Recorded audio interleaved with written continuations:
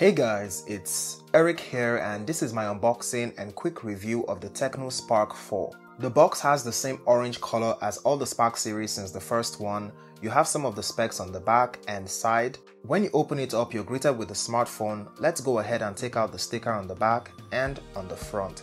This one is the vacation blue color. It also comes in royal purple. You get the warranty card, a note from Files by Google, a textured TPU case. You don't get a Manchester City FC logo on here like the older brothers we've seen, a film screen protector, your SIM ejector tool.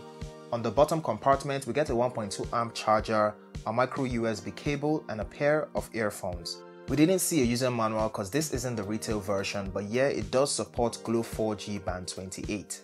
On the front you have a 6.52-inch HD+ IPS LCD display with 20:9 aspect ratio. On top of that display, you have a drop notch that houses an 8-megapixel camera with flash and earpiece. On the back, you have a 13-megapixel main shooter, a 2-megapixel depth sensor and a QVGA low light sensor with dual flash. You also get a fingerprint sensor and some TECNO branding. On the left, you have a 3-in-1 tray that houses two 4G LTE nano SIMs and an SD card. On the right, you have a power button and volume rocker. On the top, you have nothing. On the bottom, you have a 3.5mm headphone jack, a microphone, a micro USB port, and a speaker. The Spark 4's back and frame are made from a single glossy plastic material. It looks glossy but doesn't feel slippery at all. There's just something about this gradient color that looks so obviously painted on and not quite as good looking as the glasstic back of the Spark 3. It does have a more modern triple camera setup, a taller form factor, a bigger display, and of course on the front, the notch has been shaved down to a dot notch. This one is definitely for two-handed use. Comparing its design with that of the Camon 12, aside from color and a few camera lens aesthetics, they look pretty identical, and the case of the Camon 12 fits really well with the Spark 4 and vice versa. I think this is great for shared accessories. You get pretty much the same HD+ display on both in terms of color contrast and sunlight legibility. With this aspect ratio, it is meant for media consumption, though YouTube is capped at 720p. In the display settings, you get eye care, reading mode, and an option to hide the notch. We see that it comes with 2 gigs of RAM and 32 gigs of storage. You have over 24 gigs available to use. It runs on Android 9 Pie with the latest HiOS version 5.5.1 slapped on top of it. By now, we all know what to expect from HiOS. The efficient quick settings, the smart panel, as well as the undesirable bloatware and ads. About performance, the processor powering this guy is the Helio A22 quad-core CPU clocked at 2.0 GHz, same one as the TECNO Spark 3 that I reviewed. They have a lot in common actually, capable of running your social media apps and messengers but not very good at multitasking. Things get to slow down even more when all your notifications are coming in at the same time.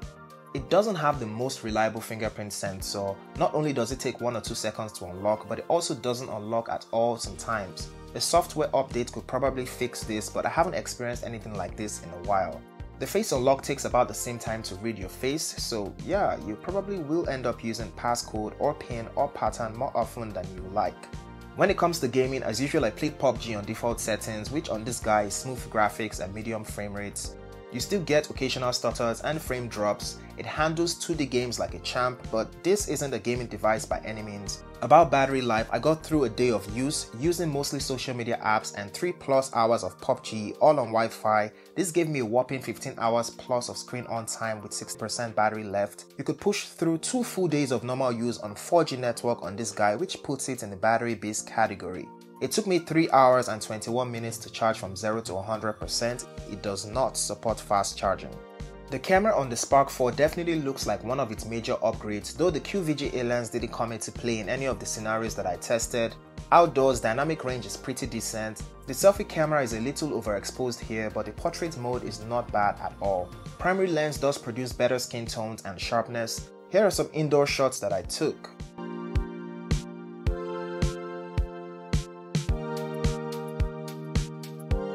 It shoots videos in 1080p for the front and back camera.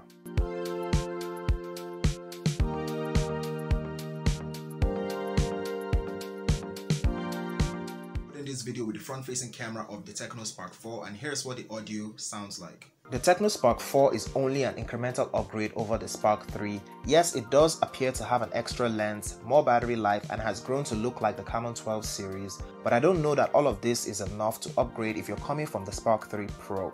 It is still an entry-level device and is meant for someone who's experiencing the world of smartphones for the first time, or someone who wishes to upgrade their Spark 1 or Spark 2. Everyone else may not appreciate any of these specs and will probably be better off buying a mid-range phone instead. The Spark 4 is priced at 34,000 Naira, which converts to $95 and I'll be leaving my affiliate link in the description should anyone wish to buy on Jumia. If you have any questions or suggestions about smartphones, feel free to let me know in the comments. I hope you enjoyed this video. If you did, give it a thumbs up and share it. Also follow me on Twitter and Instagram to see what I'm up to. Please subscribe for more videos like this as it will mean a lot to me, and I'll see you in the next one. Peace.